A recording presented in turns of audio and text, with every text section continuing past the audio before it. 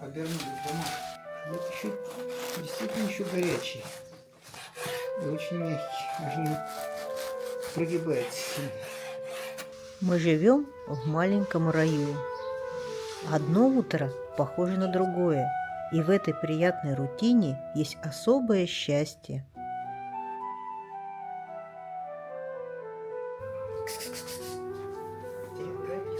Совсем у нас плохая стала. Опасно уже на такой лазить. Да, лучше, наверное, поменяем веревки. Здесь вообще... Ну, что делать? Давай новую возьмем. Давай, придется новую брать. Что это за шубливый такой крут? Он не любит змеи. Но время от времени внутри что-то просыпается. Слишком много накопленной энергии, и вдруг тянет в приключения, в неизвестность, где можно немного погеройствовать. У вас ведь тоже так бывает, правда? Для нас скалы – идеальный выход, поэтому бываем здесь через день. Если будете в Анталии, обязательно попробуйте скалолазание. Только осторожно, затягивает. А если пока не решаетесь, просто загляните на наш канал. У нас там как раз несколько фильмов о том, как это красиво и весело.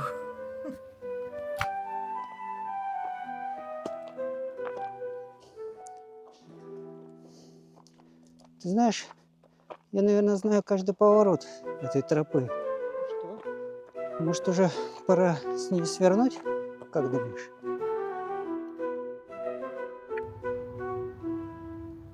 100 километров, ты серьезно? Почему нет? Надо попробовать. Продукты, которые мы берем с собой в поход. Мы давно путешествуем по Турции, много где бывали, но всегда избегали длительных переходов с тяжелым рюкзаком. Ликийская тропа, долгое время она была просто мечтой, манящей, но будто не для нас. Мы, конечно, старые туристы и хотели бы пройти эту тропинку налегке. И вот однажды мы сказали, а может попробовать не просто пройти пару участков, а осилить 100 километров. Не может понять. Ну что, надеюсь, не на четвереньках обратно придем. Почему 100? Наверное, потому что звучит красиво.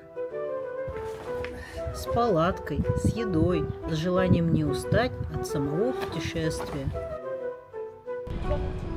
И вот все собрано. Мы выходим, дом остается позади, а впереди тропа, новая, неизвестная. Автобус увозит нас в Чамюла. Именно там тропа выходит к морю и начинается наш путь.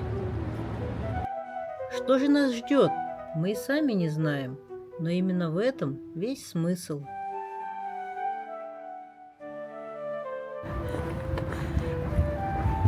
Отсюда будем засекать километраж. Мы находимся на начале Ликийской тропы.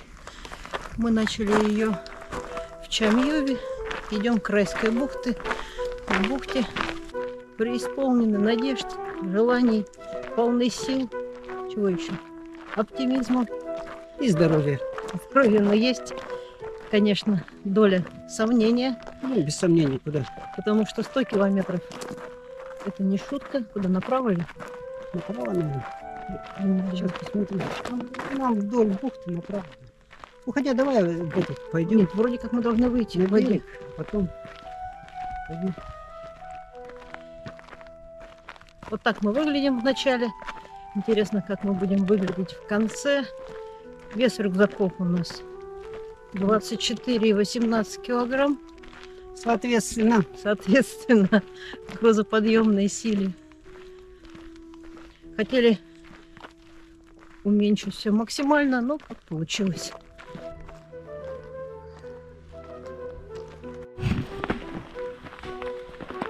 Где же у нас первая метка? Ура, ура, ура! И вот теперь мы точно на тропе. Первый день мы шли как дети, отпущенные на волю. без четкой цели, без расписания, ведомые не маршрутом, а интуицией. Вот такие камерные бухты встречаются на пути.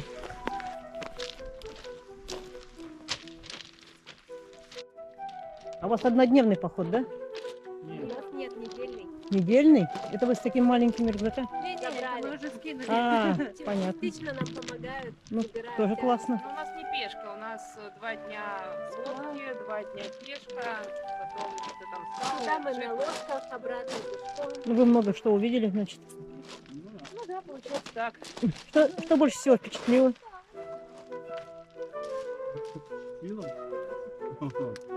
Мы еще не везде были. Мы еще Ну, вот, ну, из того, что вы увидели, самое большое впечатление в Турции.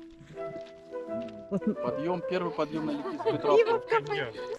Каньоны, да. Каньоны, да. Каньоны, да? Каньоны, да. ясно. Мы там плавали между ними. А. Вы прямо из Минска, да? Да. М.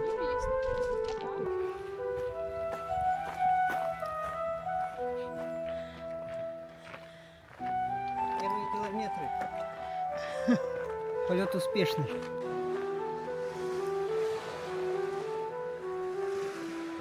Единственный ориентир – древний Фазелис. Город, который невозможно назвать руинами, он не разрушен, он просто стал тише.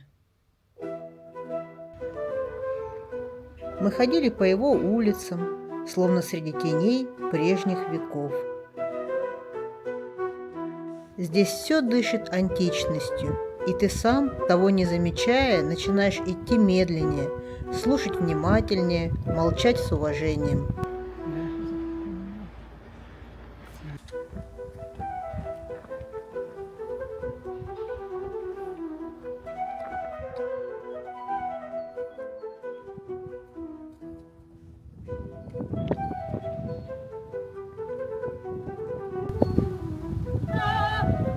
А это блины? Я точно не знаю. Не, ну это вот были, это же подпол был, вон, видишь, там. А на них стоял пол. Вон, видишь, дальний. И как бы здесь топили и теплым воздухом прогревали. Давай посмотрим. Представляешь, сколько нужно было топить, чтобы это все прогреть.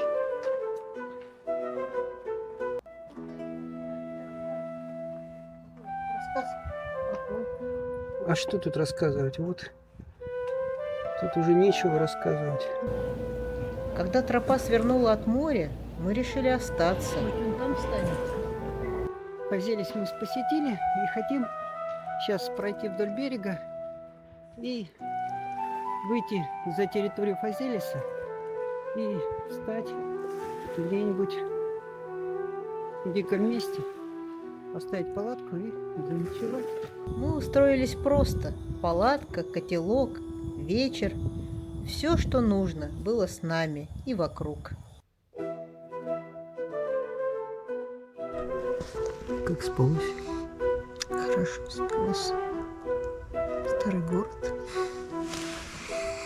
Что старый город? как будто бы он настоящий. Приснился? Да? Что там было? Там были люди в древних одеждах. Да. Интересно.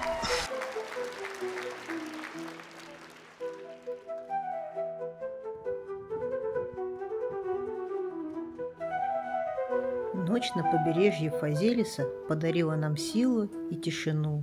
Но здесь, на этом самом берегу, почти 3000 лет назад все было совсем иначе. Сюда пришли дарийцы с Родоса, и, как гласит предание, они купили землю у местного пастуха. Всего за мешок сушеной рыбы. 3 бухты – прекрасное место для гавани. Так появился Фазелис, город стал важным портом Восточного Средиземноморья. Целый мешок рыбы за мою землю. И город вырастет здесь, вот увидишь.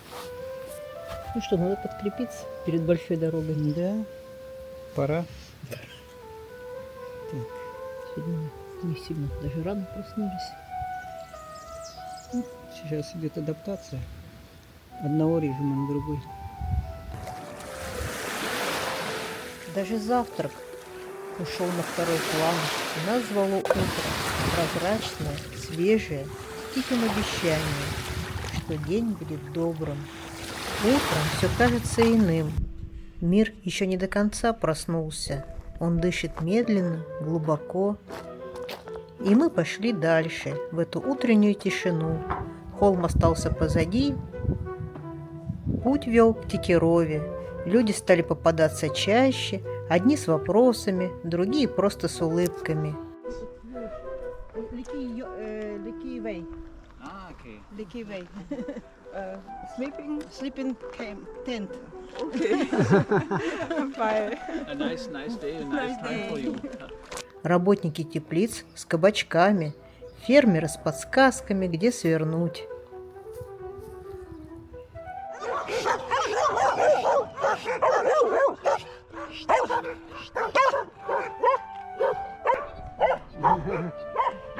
Палки вообще нужны еще, если это вдруг действительно слишком злая собака.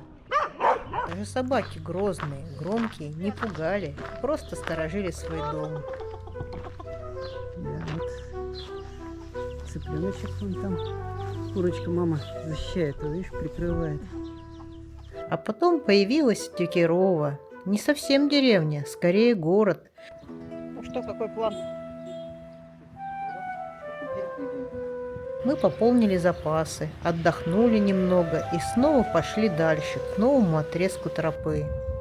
Тропа от Текеровы до залива Маден удобная, широкая.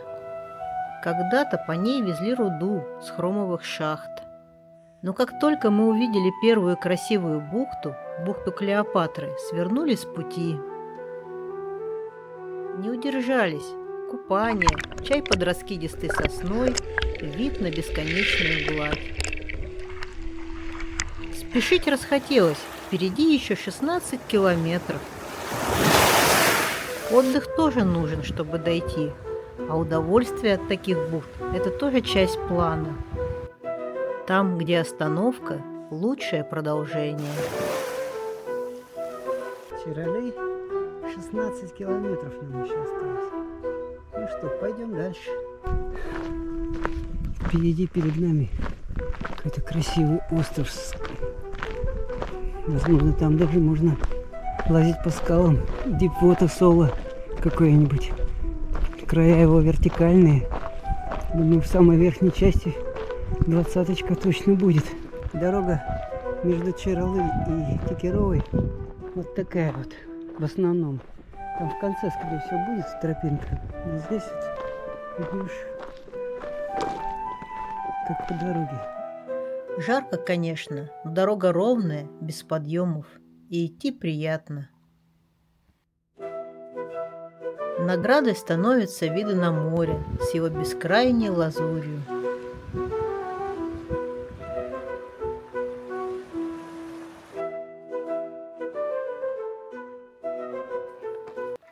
Вода жизнь. Это жизнь. Запас чистой воды – единственное, что вызывает беспокойство. Мы сверяемся с картой, проверяем каждый источник.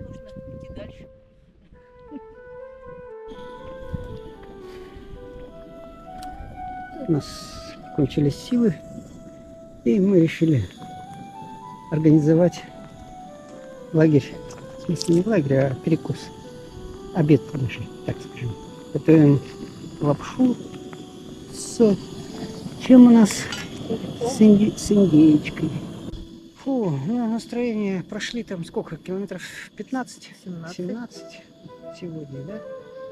Ну, думали 20-ку пройти и начать базироваться, а тут поняли, что нам еще километров 7 надо будет идти.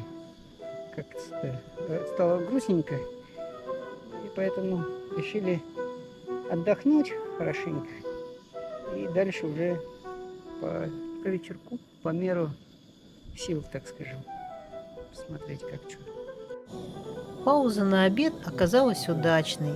Солнце стало мягче, а короткий отдых вернул легкость Сегодня и даже не бодрость. Ликийская тропа, а Ликийская дорога. Можно ходить пенсионерам, детям и прочим личностям. Так, ну что, впереди пляж Чиралы Олимпус. А вот нашим, куда мы должны спуститься, и здесь мы заночуем, скорее всего.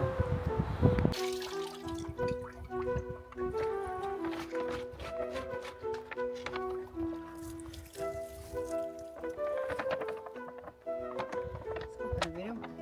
Ну, так же, как ты набирал, набирай. Görüşürüz.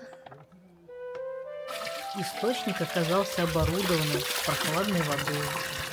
В такие моменты начинаешь особенно остро ощущать ценность простого. Глоток свежей воды, ощущение общего даже с незнакомыми людьми у крана. Это мы все видели. Здесь нам нужно... Внизу спусковая дорога, вон она идет вниз. Дальше путь шел по лесу. Это штольня? Начали попадаться остатки старых каменных строений. Когда-то здесь добывали хром, следы прежней жизни, спрятанные в тени деревьев. Ноги уже чувствуют усталость, но впереди бухта. Там мы остановимся на ночлег. Сегодня мы целый день идем с группой турков. Их 5 человек. Они такие молодые ребята, но у них тоже такая... Видно, что у них рюкзаки полегче, чем у нас. Но, тем не менее, идем мы примерно в одинаковом темпе. Сначала они нас обогнали на обеде, теперь вот мы их догнали, они ходили на обзорную точку. С ними еще идет 6-й член команды, собачка такая. И вот сегодня у нас конечная точка. Бухта Мадан. Отсюда совсем недалеко уже до Чаралы. Залив Мадан встретил нас в золотом свете заката. Тепло еще держалось в воздухе, но уже не жгло. Есть даже источник. Место почти идеальное. Ровная поляна, тень от деревьев и даже мусорка муниципальная. Хотя сюда не дороги, только тропа. Как ты можешь прокомментировать Первый день. первый день?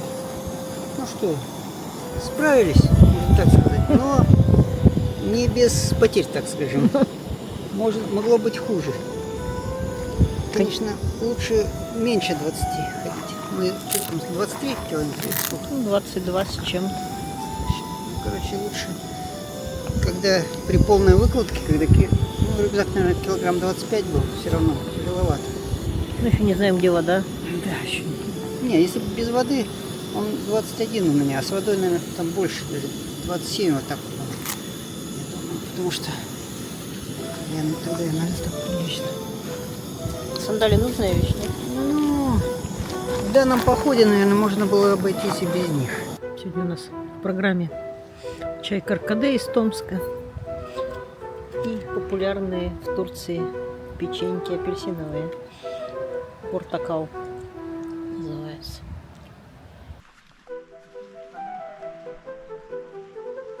Казалось, за ночь усталость не уйдет, но солнце еще не пришло на поляну, а мы уже проснулись.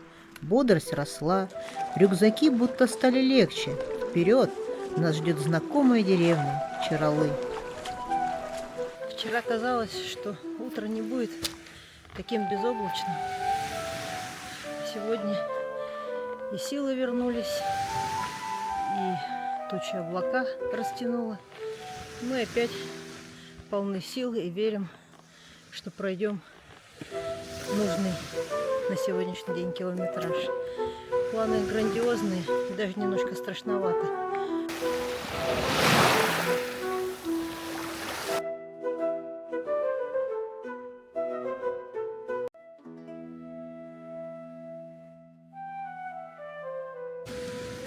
Сегодня утром ты даже не верил, что нам нужны такие походы. А с утра как ощущение, когда пошли? Ну, с утра было лучше, да. Уже не так все мрачно выглядит. Но то, что воду еще не взяли, такую 4 литра. Рюкзак полегче, и уже 4 килограмма, или 5 даже. И уже настроение лучше. А может, еще съели на килограмм. Короче, настроение хорошее. Ну вот, мы пришли. Пересекли хребет и вышли на пляж, который ранее посещали уже. Здесь дорога нам знакома до Чарли.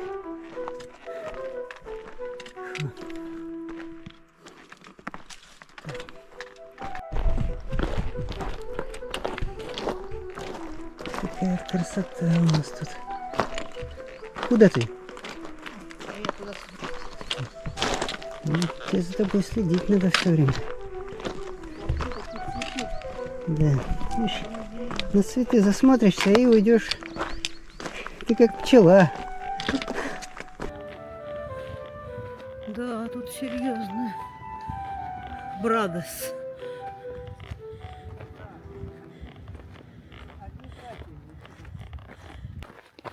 Дорога зовет снова. Идем, смеемся, разговариваем. Виды будто сошли с холста художника. Вот и шахта. О ней говорили. В самом конце можно пить воду со Это стен. да. Вход темный, прохладный, внутри капли. Они текут по камню и становятся водой.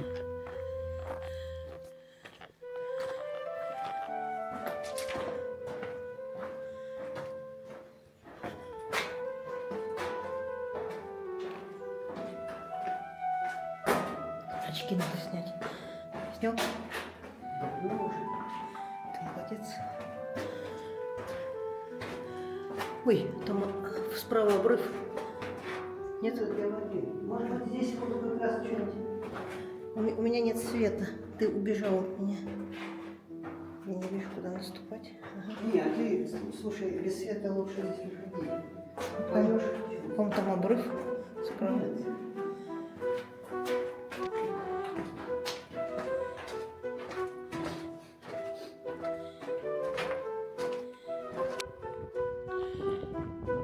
Тропа с видом на море.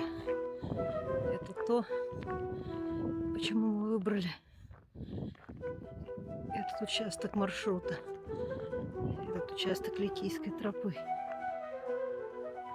Была такая идея идти, все время видеть море, иметь возможность плавать в нем. И вот оно все получается. Да, вот метка впереди на дереве говорит о том, что мы идем в правильном направлении. Ближе к Чаралы дорога начала подниматься. Солнце уже ощутимо припекало, и каждый подъем требовал усилия. Такие моменты заставляют ценить каждую тень, каждый глоток воды. Мы над заливом Мадан.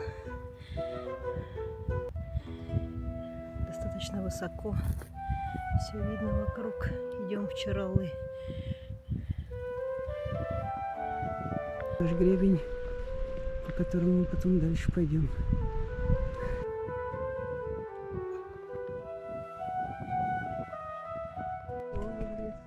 Хорошо выглядит после Мираба. После 8 дней хорошо выглядит. Да, уже категория. Легкая тропля.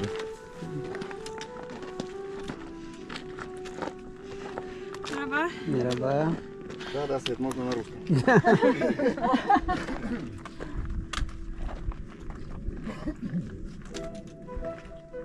Добрый день.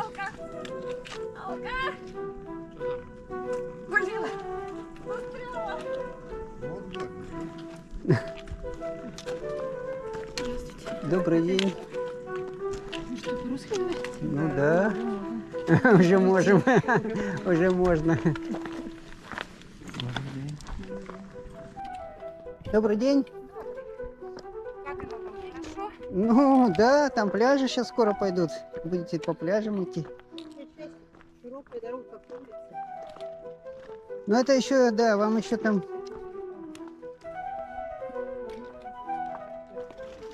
Добрый день.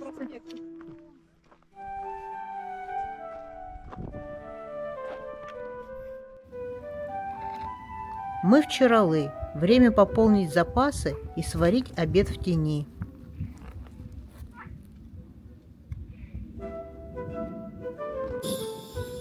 У нас тут варим лапшичку. Потом забодяжим.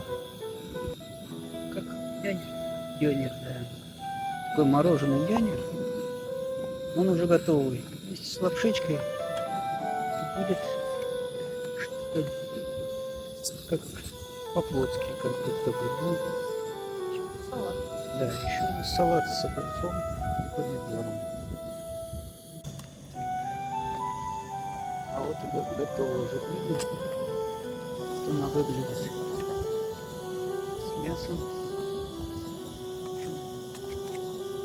Не знаю, сможем ли мы все съесть. Вот они, стены древнего Олимпуса. Мы идем по этим камням, где когда-то шагали воины, ремесленники, странники. В городе, где все начиналось у воды, мы выходим к реке. Все будто застыло, Вот здесь но бывший мост. не исчезло. А теперь представьте, река течет, как и тогда. Дома стоят, открыты лавки, в храмах слышны шаги. Это Олимпус, живой, как в свои лучшие времена.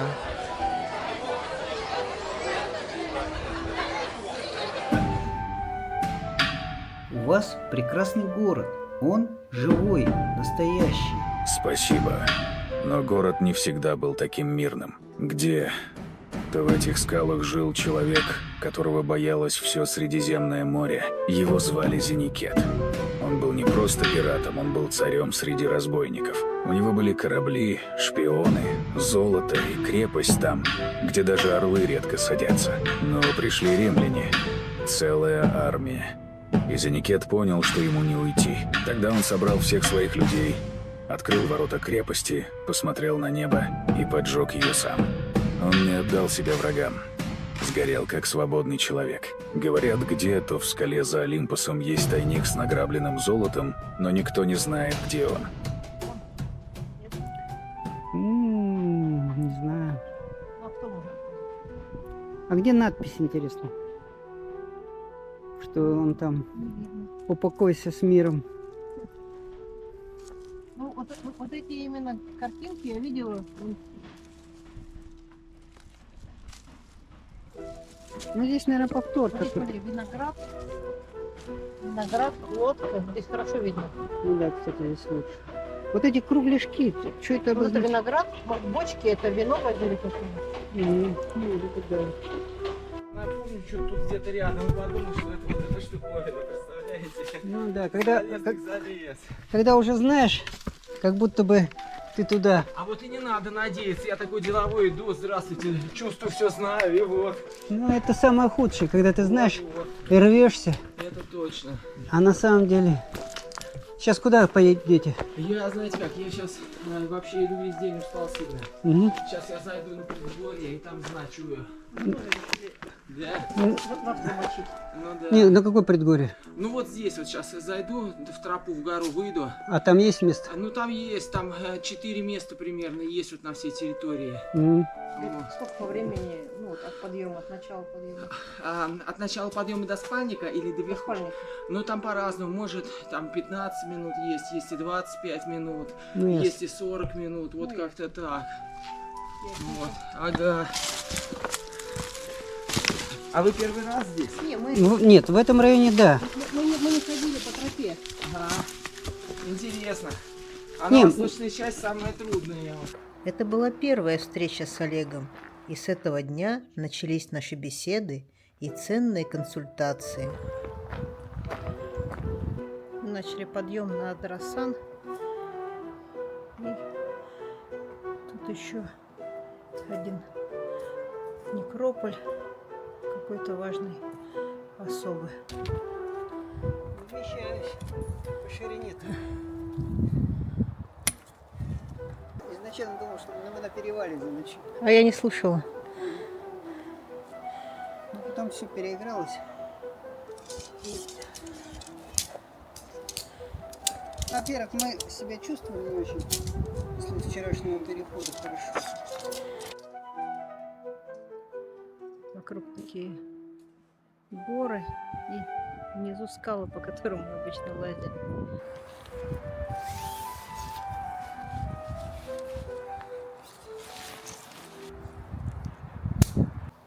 Что ты думаешь о таком досуге?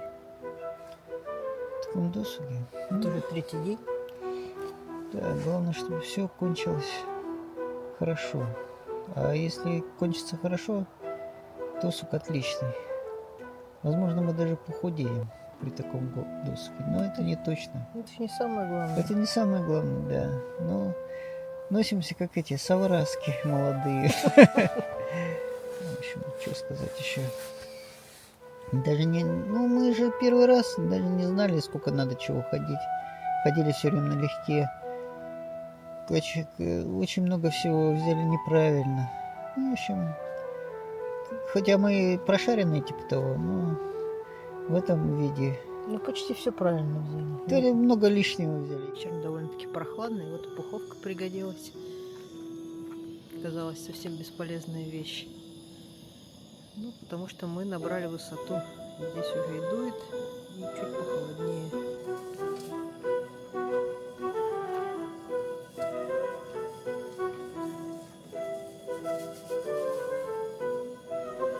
Утро началось с вопроса, сможет ли Алексей продолжить маршрут с больным плечом. Вчера он неудачно оперся на руку, и боль не отступала. Проснулись в прекрасном месте и думаем, пойти вперед или назад. Думаем. Нет, не думаю. Только вперед. Как настрой боевой? Вообще действительно. Пойду потихонечку. Тропа-то хорошая. Тропа тут все время, вообще тропа хорошая теперь будет. Да. Откуда сам? Имеете в виду из России откуда? Ну, Или тут стартанул? из дома. Ну, Нижегородская область. Понятно, Вот, там понятно. в деревне живу. Ну, в смысле не в деревне, а за городом. Ну, ясно. Куча детей, все А. растем вот в деревне. А мы думаем, почему одинокий парень там один Я гуляет? не одинокий. У меня, знаете как, я просто... Мне надо, знаете, как я говорю жене, орлу надо крылья распустить. Не, ну без товарища. Никто не хочет. Я думаю, это вот набор такой, Вы такой. знаете, тут это, наверное, в связке. Во-первых, самому кайфово. То есть ты идешь, никого не подвязан, что хочешь, то делаешь. А во-вторых, друзья, наверное, с друзьями хорошо, но темп не тот будет. Ну да. Вот. А потом друзья, скажут, давай отдыхать, то сё, через 3 дня домой. А может и не скажут. День на 10-й усталость придет сильная, очень кости все ломить начнет. Где-то около, как он называется-то? Ну это лично на мне проверено. Город называется как? Демре его. Демре? Да, я там останавливаюсь где-то в 12 часов и просто лежу. Ну мы до туда хотим дойти. Там прикольно. Ну все, хорошего всего пути. Хорошего, удачи. Какие переходы были? Знаете, от 5 до 20, 30, до 30. Ну в зависимости от перепадов, да? Зависит от перепада. Вот Генюк я взял и все, и сразу кончился. Вот, сразу заночевал у ручья. А вот от Калкана, скажем, и до Патары, пляжа, там в районе 50 километров я должен за 2 дня пройти. Вот, может 45. Ну там ровничок, да? Ровничок, ну там иногда, знаете, бывает ровничок хуже, чем вот горы. Потому что ты идешь, там так все монотонно. Мне не нравится. как пустыня, трасса, да? Да, возможно, я ее проеду. То есть тут сейчас вопрос решается. Мне главное успеть 24 мая в Гидельме прийти. У меня там транспортный аэропорт. Вот, Ясно. Умри, но приди. Ну туда. понятно. Ну, еще, ну, килограмм, наверное, 19, 21, не больше. А так, вот я шел, когда сейчас, вот вчера, я воды налил кучу, там, еды. А с водой сколько получается? 23, 24? 25, не больше. 25, да? 24, да, вот так.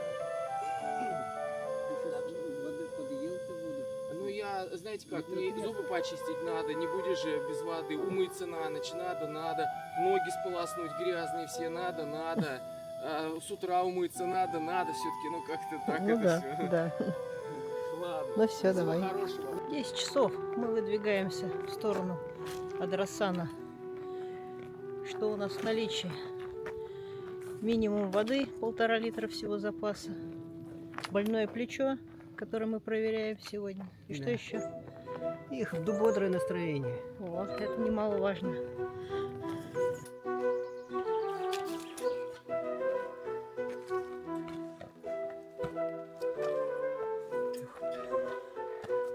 Дорога вела нас вверх, к перевалу. Хорошая тропа, мягкая, надежная, в тени. Но больное плечо делало каждый шаг с палками настоящим испытанием для Алексея.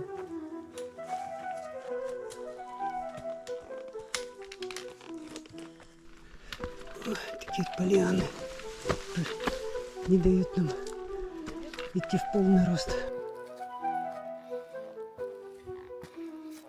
Слышь,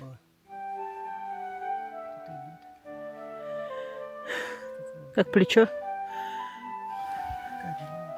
Добрый день.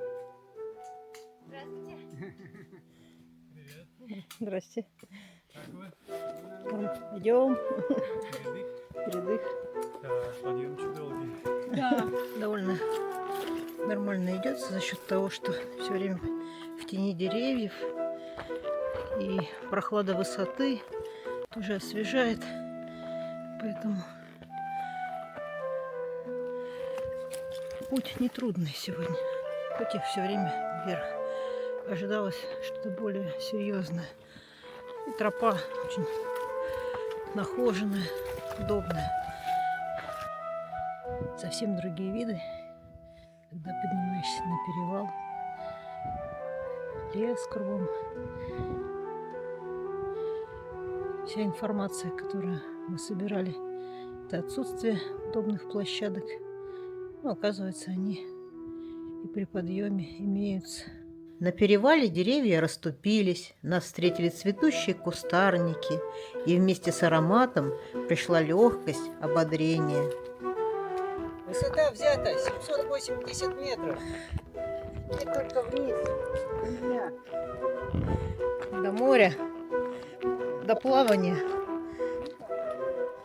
Ну как, будем плавать, купаться, стираться, купаться, водой запасаться. Есть ощущение детских каникул в пионерском лагере?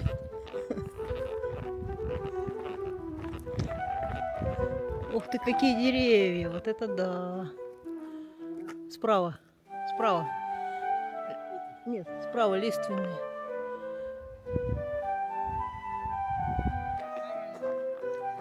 Адрасан? Бу? Mistake.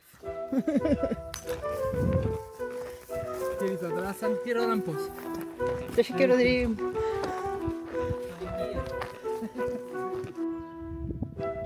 Как твоя рука? Я ее не трогаю.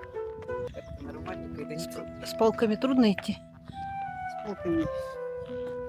Нет, я отказался. Может, и можно, но тяжеловато. Больно. Какие-то есть моменты, когда боль. Больно. Немножко еще перепуха похоже.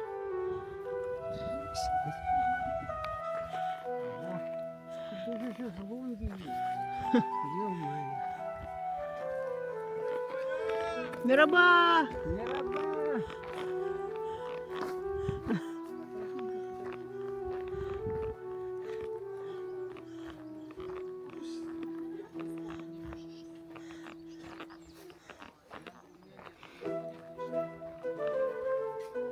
Мераба! Все здесь.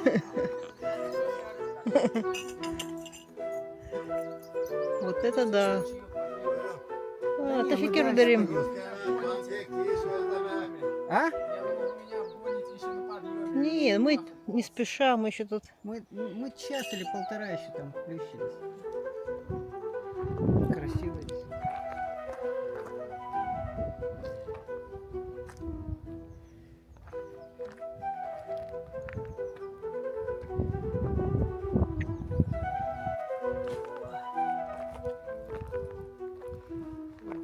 Хорошо скинулись.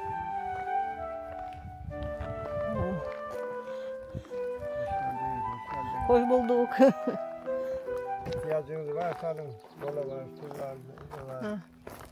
Турецкие дедушки встречают путников как самых дорогих гостей. С Травы чаем, с всякие. лепешками, со всем, с чем пожелаешь. Помидорки.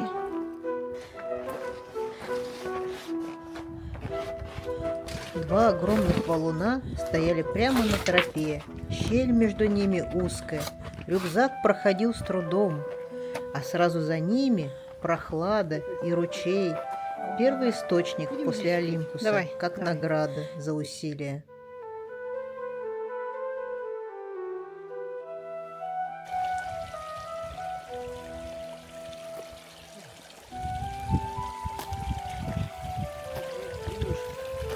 Ну это соленая вода. Соленая? Ты понимаешь, что она не соленая, просто это пот стекает. И ты просто обулся и попадает в рот. И это и есть соленость. Хорошая вода. Холодная? Нет, она не холодная.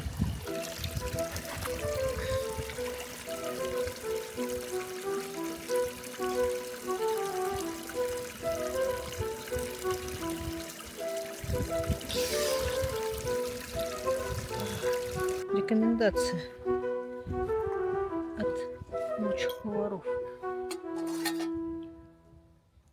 Макароны с тунцом. Да.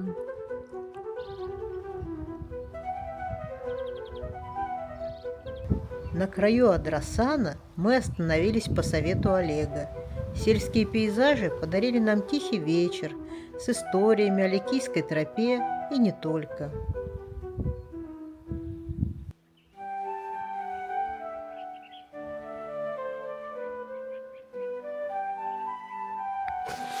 А утро здесь было особенно живым. Пение птиц как концерт.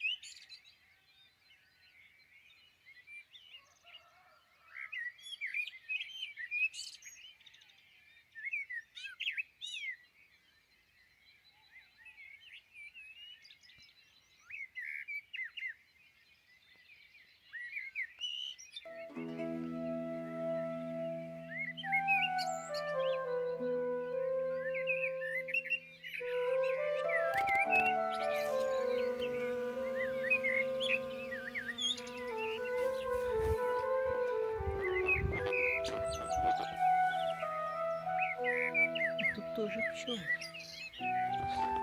Адрасан – маленький тихий поселок. Сельское хозяйство и туристическая жизнь бок о бок. Здесь есть все, что нужно, даже газовые баллоны. Хотя мы еще не знали, что нашего газа нам не хватит на 100 километров.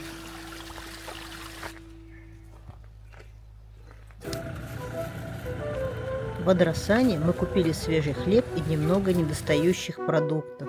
Лучшим лакомством оказались простые яблоки. Сочные, прохладные. Взяли несколько штук.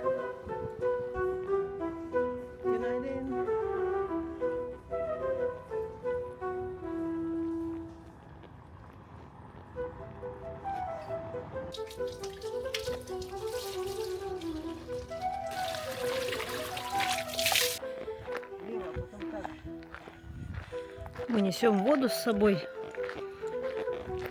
6 литров для кухни и по 1,5 литра в гидрантах.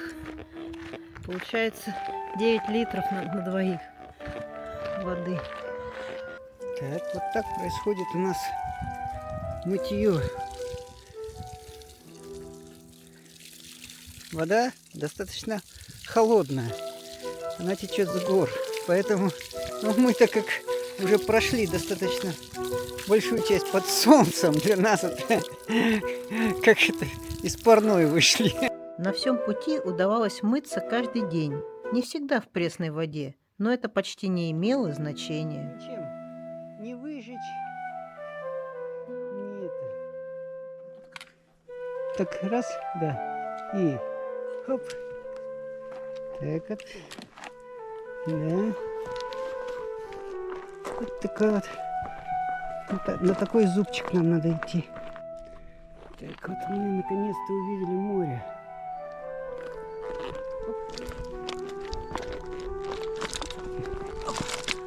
Так, посмотрим на все это вот с такой точки зрения. Здесь Маринка сидит на лавочке, как будто бы здесь... Это и есть Ликийская тропа. Да, как будто все в кайф такой. А на заднем фоне море. Целый день мы шли по берегу, не сводя глаз с острова Сулунда. Это известное место для снорклинга. Мы помним эти прозрачные воды. Какие-то отдыхающие к нам подъезжают. Конец связи. Кончилось? Мы в интернетном детоксе. Ну, такое тоже бывает. Такой вот горох попадается на тропиночке. Когда хочешь есть, то можно еду найти. Да? Остановка в тени показалась обычной, но из-за поворота вышла большая турецкая группа. Молодые, веселые, приветливые. Мы обменивались улыбками. Нас связывало одно – Ликийская тропа, и в этом ее необычность.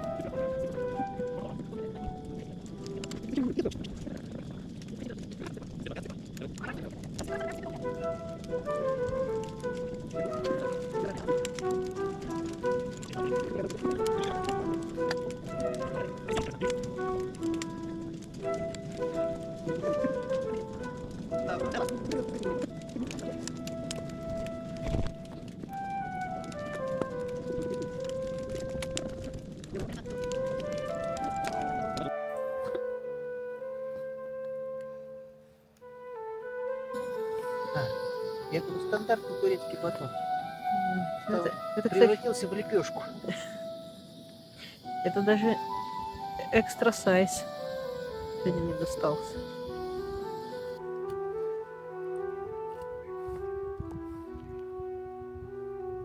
На ужин чай, турецкий хлеб и сыр. Мы не были особо голодны, но уже понимали, газа оставалось мало.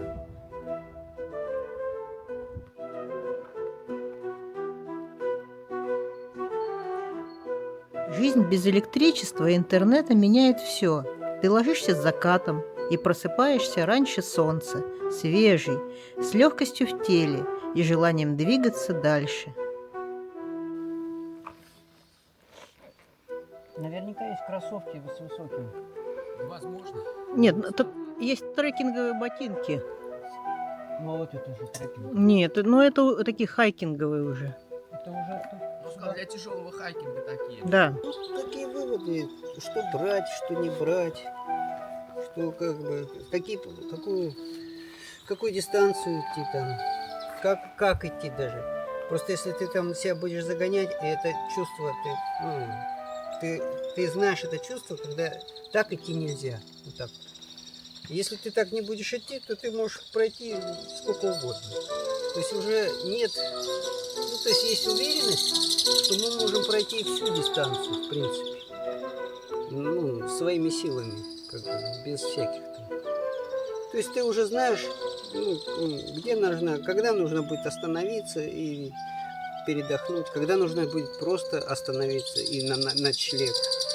Сколько нужно брать вещей, какие вещи нужно брать. Вот это вот все. Какой должен быть рюкзак по весу. И даже какой рюкзак для определенной скорости. То есть чем... короче, все, уже нет...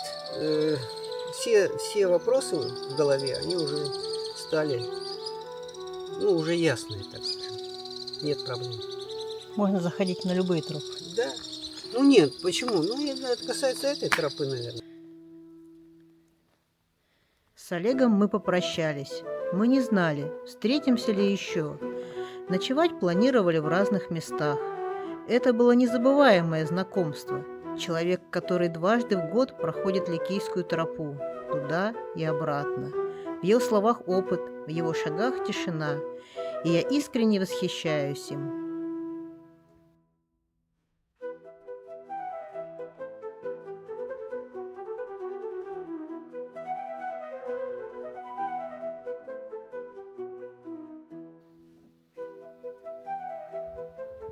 Сулунда остался позади, как ясное воспоминание на горизонте.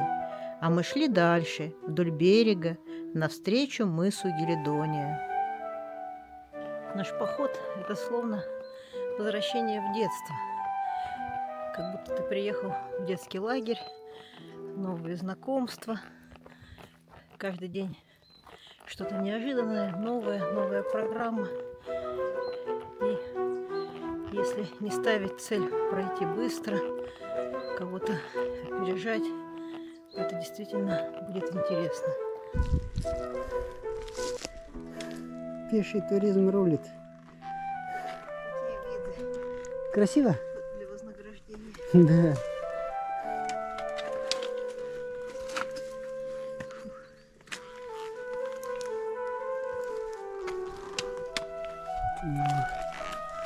Отсюда.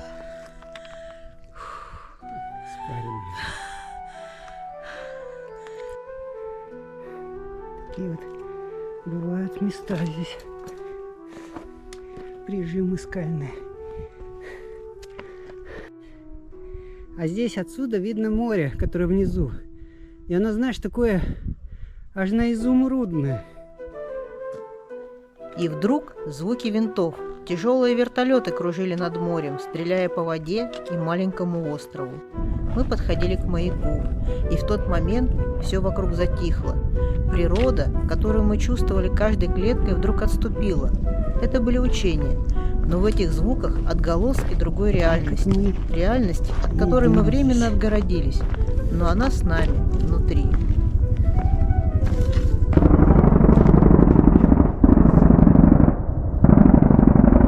Какие-то учения прям. Вы слышите? Стрельбы.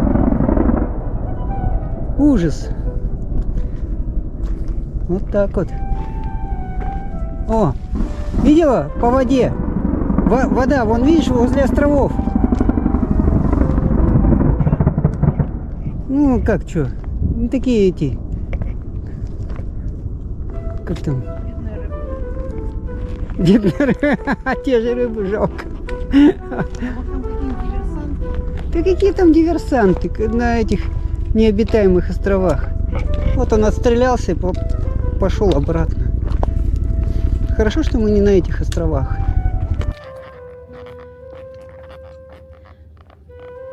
Мыс Гелидония выглядит умиротворенно, но для моряков прошлого это место было смертельно опасным. Сильные течения, скалы и коварные отмели здесь покоится не один затонувший корабль. Но один особенно важен. Он затонул более 3000 лет назад. Это было судно эпохи бронзы, вез медные слитки с Кипра и олово с берегов Сирии. Древний маршрут великой торговли, где уязвимость корабля – цена за прогресс. И однажды в этих водах он исчез под волной.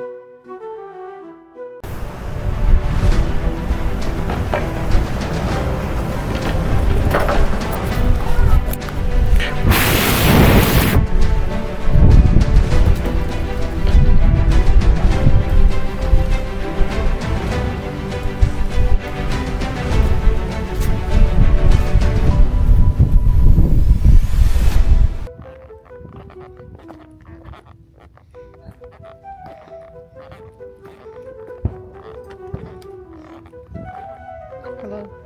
Merhaba. Около маяка мыса Гелидония мы встретили учеников турецкой школы. Учитель рассказывал им об истории этих мест. Беседка в тени, и это удивительное место привлекало путников с Ликийской тропы и жителей соседнего города Камлуджи. Мы тоже задержались и провели там свой отдых.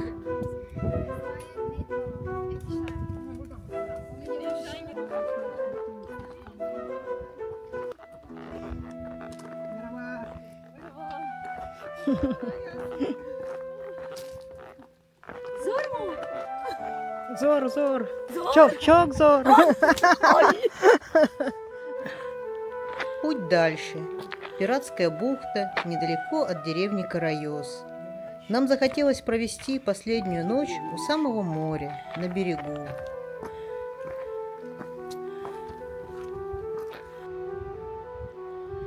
Такие краски удивляют каждый раз, когда их видишь. И вот, оказывается, по тропе нельзя ходить с 7 июля по 31 октября из-за опасности возгорания, из-за лесных пожаров. Перед Карайозом много инфраструктуры для туристов. Там кормят, селят, угощают свежевыжатыми соками. Все это по-домашнему, по-теплому. Там какие-то шланги есть.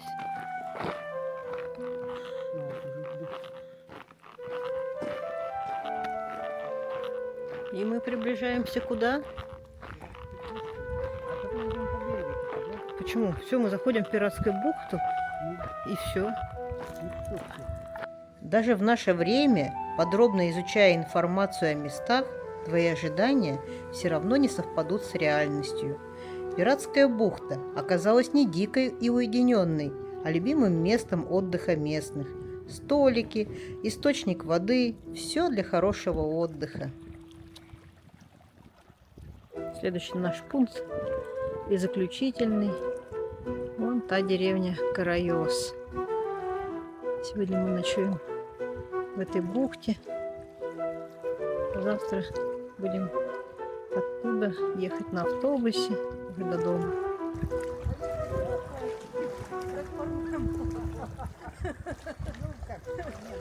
Мы отошли чуть дальше, по тропе, и нашли наш уголок, спокойный, с видом на море. Место для палатки и купания. Это был чудесный вечер на Ликийской тропе. Мы были переполнены тем, что с нами произошло за эти дни, и нас разрывало на две части. Желание дойти до Демре и отложить этот участок, чтобы вернуться к нему позже. Снова в долгий поход.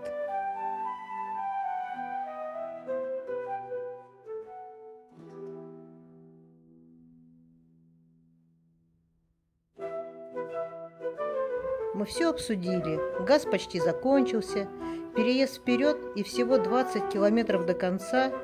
Нам хотелось идти не просто один день, а долго, как и в этот раз.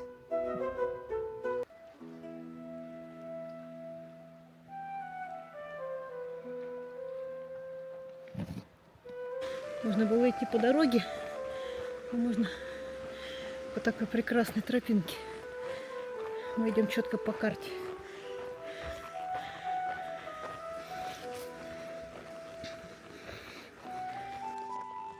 Мы хотим рассказать итоги нашего путешествия. Что... Оно заканчивается. Да. Нам осталось несколько километров, буквально 2 или 3, что-то такое. Мы видим уже Карайос. свой поселок, конечную станцию. Прошли, по сути, мы 80 километров из 100, как там, намеченных. Ну да, немножко мы, конечно, не дошли, но просто подумали,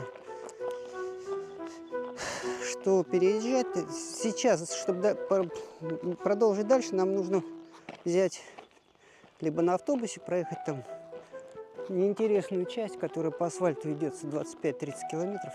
Мы решили закончить на этом. Ну, какие выводы хотели бы из уже пройденного пути? Первый, самый главный вывод – это то, что мы поняли, что эта дистанция для нас ну, реально, так скажем. И даже больше, реально, мы сейчас даже задумываемся о прохождении второй части. Она более длинная и более, как сказать, по высоте, с большими перепадами, да. Мы уже хотим ее пройти. Вот. То есть мы уверены, получается, что мы стали уверенными в себе. Мы понимаем, что это нам вполне под силу, так скажем. Обращаешься с этим, разговариваешь. С черным. С черным, да. Ну что еще? Милостный. Ну вот как бы это, наверное, самое главное, что мы вынесли из этого похода. То, что этот поход, это как ты попал в клуб по интересам. То есть ты постоянно встречаешься с какими-то людьми, и с ними контактируешься, знакомишься. Но эти люди, они не просто там на пляже где-то там, или просто в городской суете, так скажем, а это люди, которые тебе понятны, и вы одной целью движетесь. Они уже что-то прошли больше, чем даже ты. Они тебя вдохновляют. Была такая ситуация в походе, что мы хотели уже развернуться. Я повредил себе плечо, когда перелазил. И думал, ну что делать? Переночую и скажу, наверное, все, пойдем вниз. А мы тогда на тот момент прошли, наверное, 30-ник, только первый свой. А утром проходит мимо нас человек, он еле-еле идет, ему очень тяжело. И он сообщает нам, что он собирается в одну сторону Липкийской тропы и в другую. Тогда я понял, ну, ё-моё, я-то свои 100 километров как-то должен пройти. Я же не какой-то там все-таки, с плечом, потерплю немножко. И все, и мы пошли. И действительно, сегодня у меня уже плечо гораздо лучше. И, в принципе, дома сидеть с больным плечом тоже ничего хорошего, только наедать жир свой. А так, у нас все хорошо.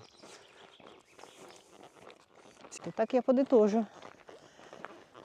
Идя по Ликийской тропе, количество ходовых километров должно зависеть от самочувствия на данный момент.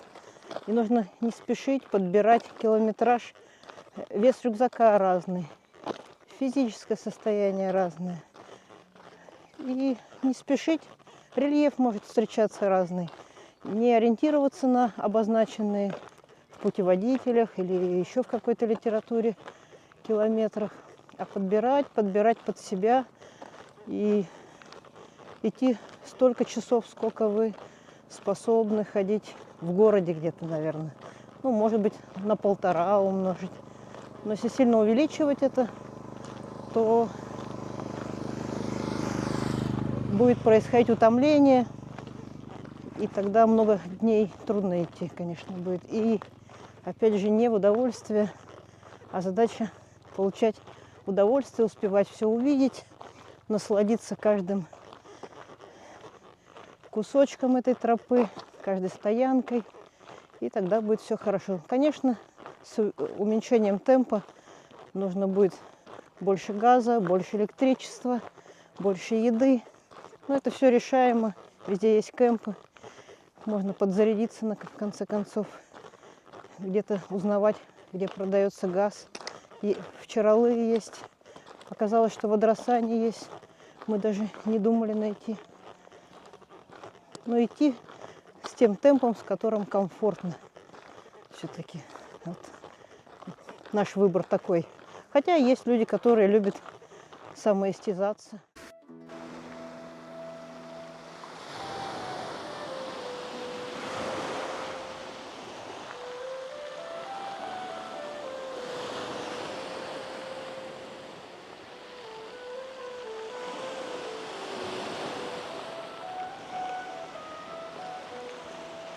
Турция, опять же, удивляет наличием источников воды везде практически. есть вода питьевая, чистая. И надо следить за картой. Можно рассчитывать так, чтобы носить поменьше. Но не все источники указанные, конечно, присутствуют. Так. Итак, это не последнее наше путешествие, и у нас есть много планов, и связанных не только с ходьбой по тропе, но хождение по тропам мы же не оставим. Тебе понравилось же? Мне очень понравилось. Я взбодрился, обновился, перезагрузился. Ну, это же грех не пользоваться тем, что тут есть такая возможность. Я также приобрел много новых знакомых и друзей. Друзей. Ну, Олег, можно сказать, что не друг, конечно, но Ну да. такой, Очень приятное воспоминание. да.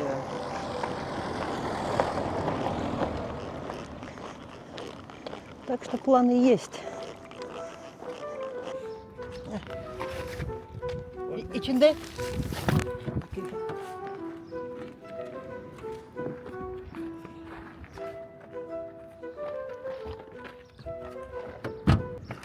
Да. Анталия.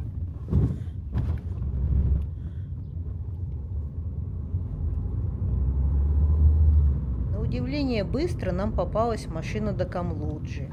А уже в полдень мы были дома, в Анталии. Но часть нас все еще шла по тропе.